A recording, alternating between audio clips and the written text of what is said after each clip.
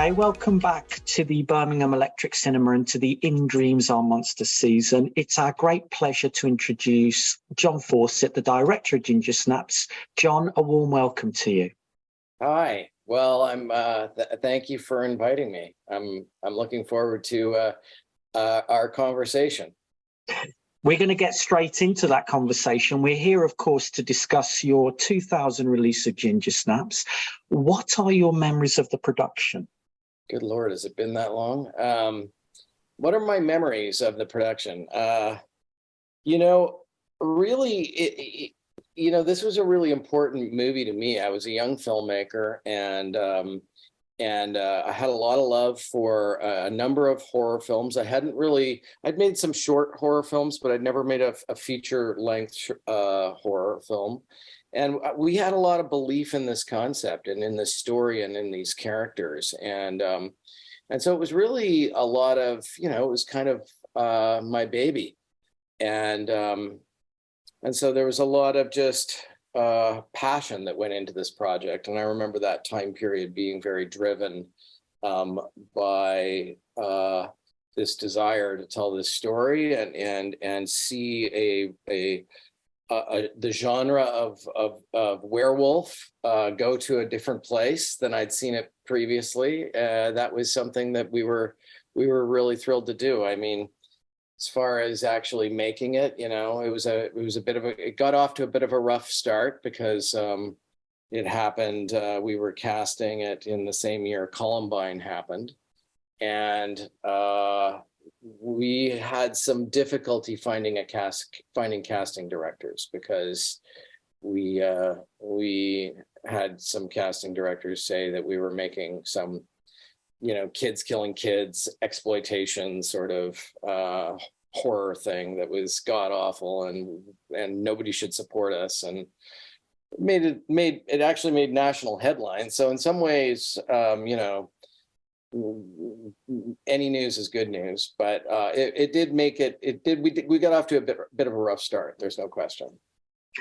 So it definitely was a labor of love, and as you say, a passionate project, and looking to take werewolf cinema into a new direction, because obviously up until the release of Ginger Snaps, the majority of werewolf narratives had been, if you like, narratives of masculine transformation. So what was the motivation behind giving it a very much a kind of female focus?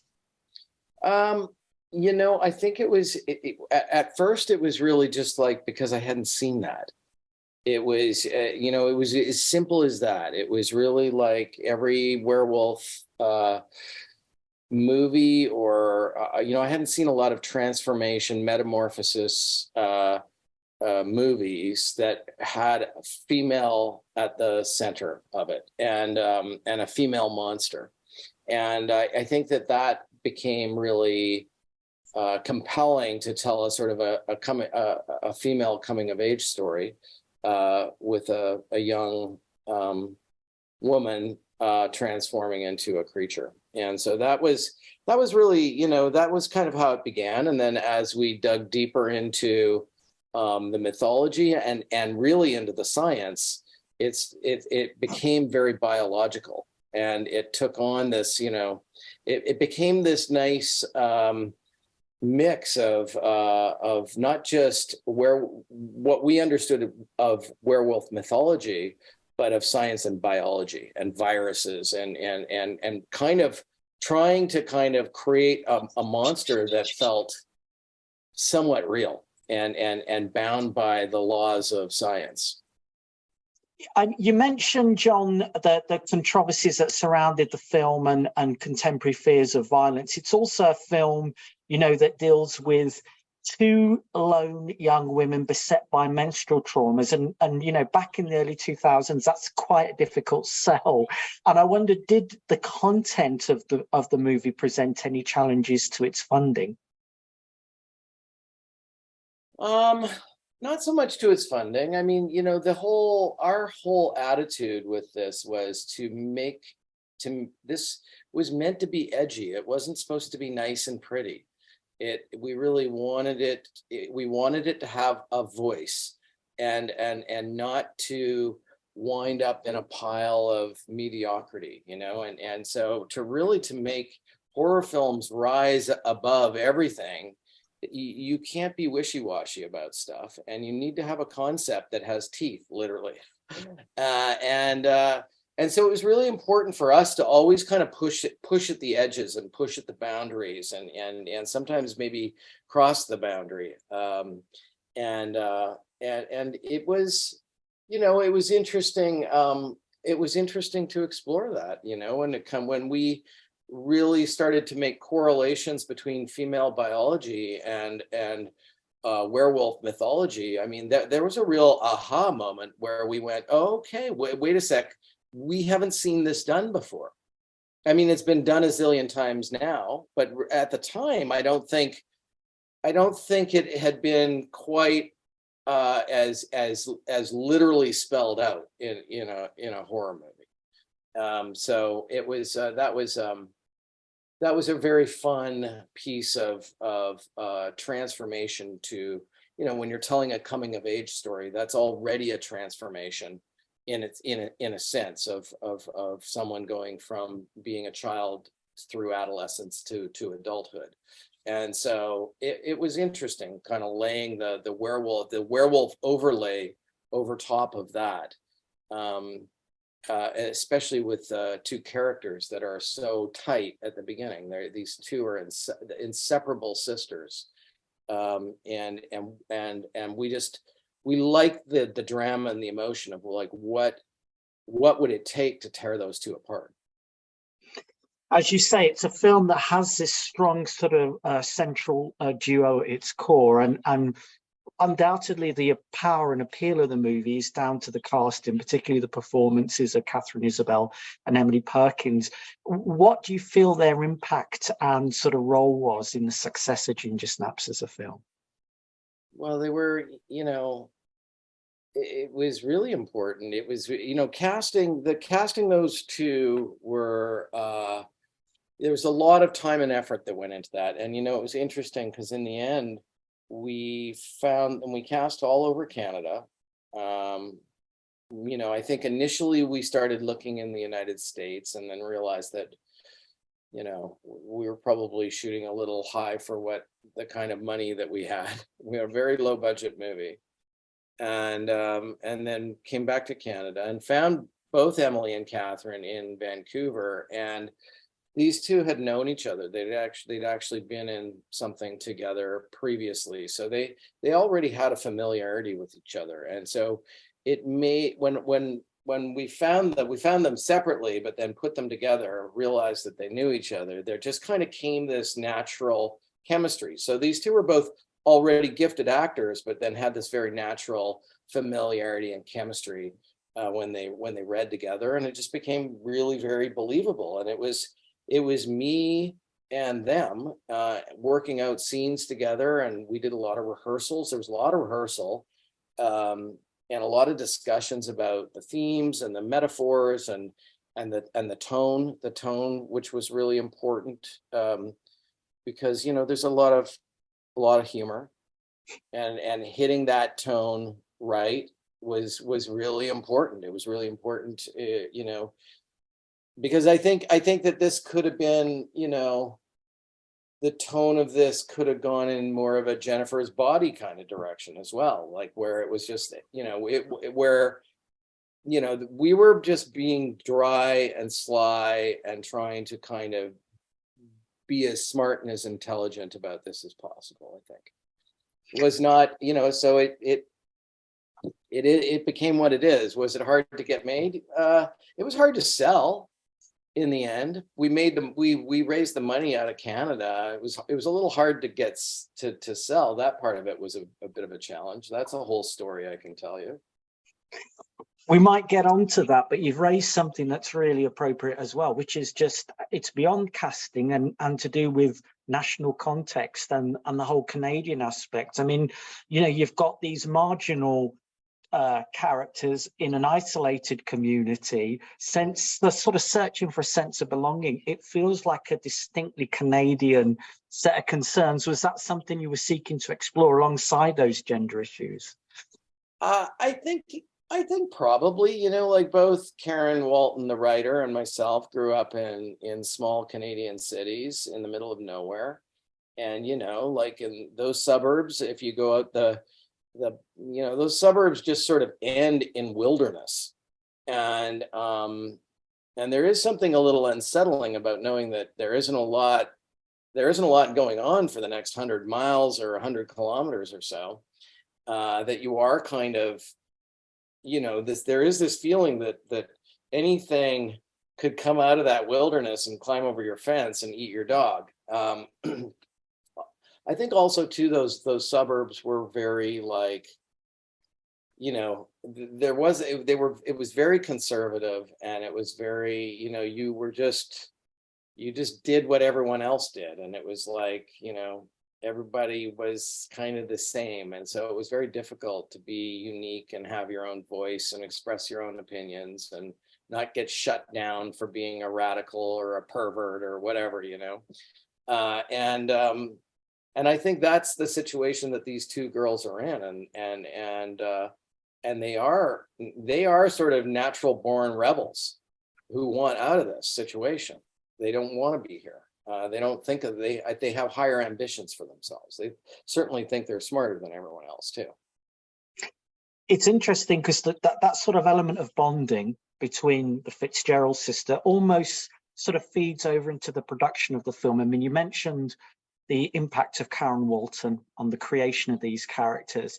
Yes. But alongside Karen, working with yourself, of course, there were people like Steve Hoban. You had later in the series, Paula Devonshire, Brett Sullivan, Grant Harvey, a whole collective of Canadian talent.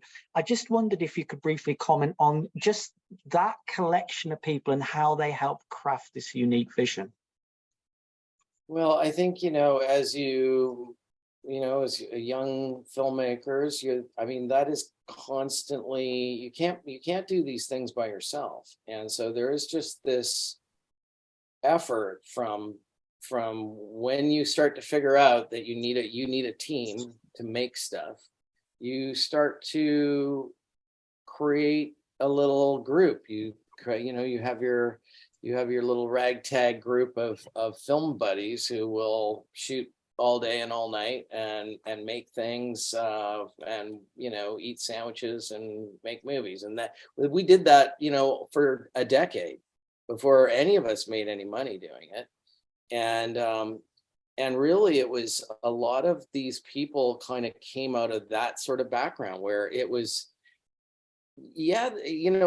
it's talent, but it's also just like ambition as well. There was a number of us that just wanted to do it so badly that and wanted to make movies so badly that we were just going to do it no matter what. And so I was very lucky and blessed to have a number of these very, very fun, dedicated, super smart, creative people in my sphere. And Karen Walton wrote an incredible script. She wrote the voices of these women, these girls, and and Steve Hoban, and even Vincenzo Natali, who was he came and helped me with all the storyboards early on. He drew out the entire final sequence for me at the house, and so there was a lot of his talent that I was able to use as well.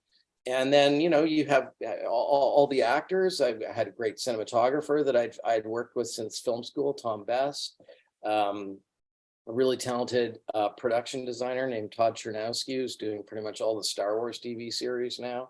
So, I just kind of I was blessed to be in the right place with the right group of people, and we all kind of came up together, helping each other.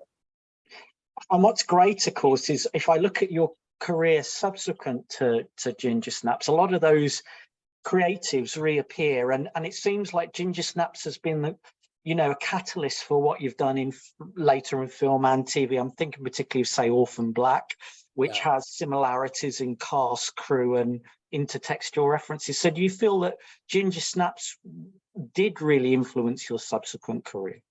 It did big time. I mean, really, and even with Orphan Black, it felt very much like Orphan Black was kind of the natural next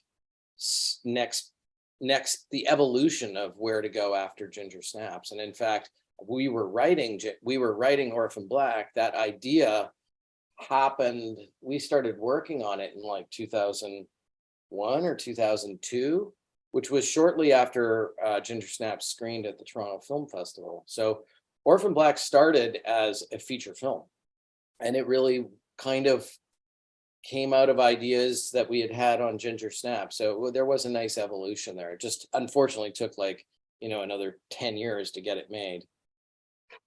It was worth it. It's absolutely great series.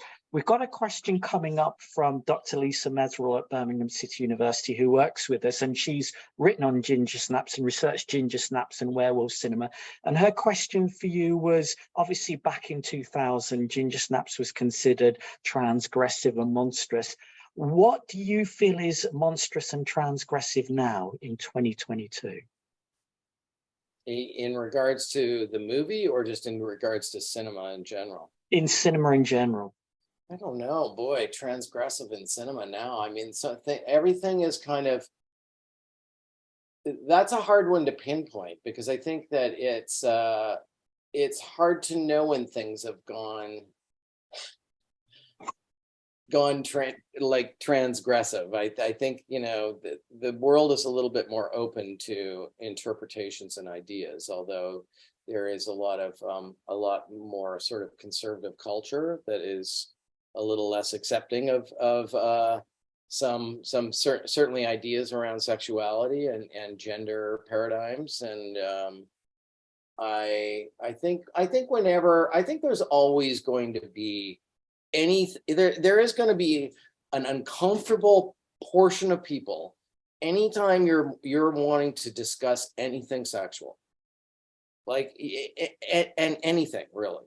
I think that sex makes people uncomfortable, and if you mix sex with horror, that's a kind of to me, a really kind of a compelling place to like push and pull at stuff that make people kind of squirm or make people feel or make people feel a certain way, like create a visceral sense in them, something that makes them want to say, either cheer or go screaming and complaining to someone, or mean tweets on to the filmmaker saying this is a piece of garbage. So I don't know. I think that sex in cinema, especially in horror, when you're really trying to be edgy and push against what people are comfortable with, I think that's always going to be a good place to work. I think it's a really fascinating answer, and sort of neatly links me to our last two questions. The first of which is just thinking about the new generation of filmmakers. Specifically, we seem to have a new generation of Canadian women in horror directors, many of whom openly state ginger snaps as a source of inspiration. So I'm thinking of the Soska sisters, of course, but also Gigi Sol Guerrero, Karen Lamb, to name but a few. I just wondered if you had any thoughts on this new generation of Canadian horror creatives. I listen. I am always thrilled to see new takes on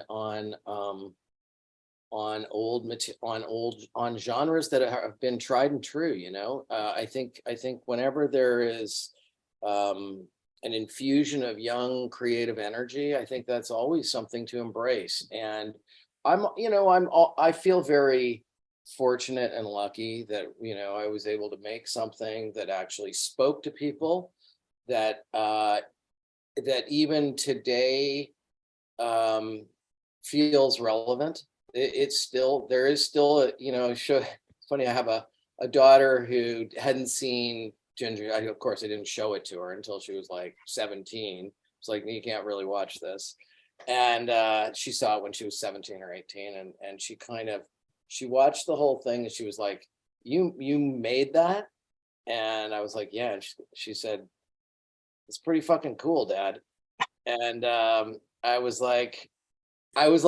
just was like, it was my biggest win, as I was like an 18-year-old girl who I didn't think she thought I was cool at all. suddenly she thought I was cool, and kind of made me a little weepy, to be honest. But I think so that to me is just, and I know that movie had an impact on not just young women. There was, a lot of male fans of this movie too, but boy, I feel very grateful that, what we did back in 1999 is still having an impact, and is still referred to, and is still thought of as one of the better werewolf movies of the genre. So it most definitely did and continues to have an impact. And, there was a number of studies done nationally and internationally on fans of Ginger Snaps, and just the wealth of kind of different material and different sense of belonging and fan appreciation that came out of that movie. So it's right that you are a cool dad. You've got every right to be a cool dad, having made that movie. Final question, and going back to Ginger Snaps and the whole idea of the beast within, which is central to this movie, that brings up a number of connotations, not least in a Canadian context, connotations around indigeneity. And I raise that because we're starting to see a new generation of not just Canadian women directors, but Indigenous filmmakers turning to horror, looking again at horror and looking again at werewolf mythologies. And I wondered if you, as a closing question, whether you had any thoughts on this new trend in Indigenous Canadian horror. Well, I just think I don't know if I have a real comment on it, but I like any fresh new angle that you can. It's really hard. First of all, everything's been made, everything's been done, so it's really, really difficult, especially in the horror end of the horror genre, to find an angle that is fresh and unique and is something that people haven't seen before.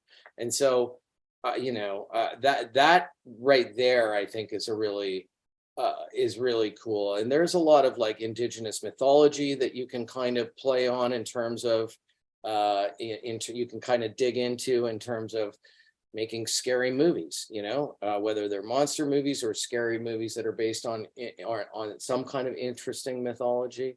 I also do think that, Indigenous or not, whatever background you come from, I think that a lot of these fantastic, some of the more frightening, fantastic visions that you find that feel so authentic and visceral in horror come from people's own trauma, and that the bottom line is, as a society, we are starting to become much more trauma informed and understanding what makes us tick. And I don't think this is kind of like, it feels like this is the first time in forever where suddenly people have this other awareness and are talking about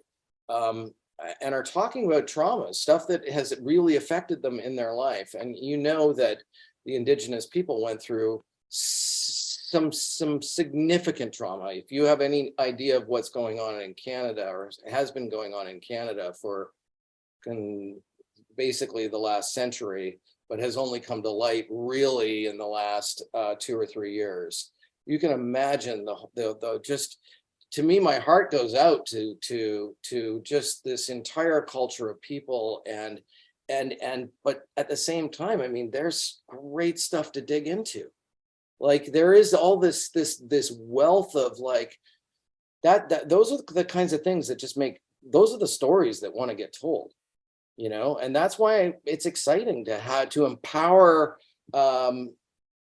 young filmmakers and give them voices and cameras, and because we're going to see stuff that we really actually really need to see. And on top of that, I'm sure there'll be some really great monster movies and scary stuff, and it'll be things that we may not have thought of ourselves, because we didn't come from that. That's not our background. So I think anytime there's different cultures that are represented in horror films, you always see something unique.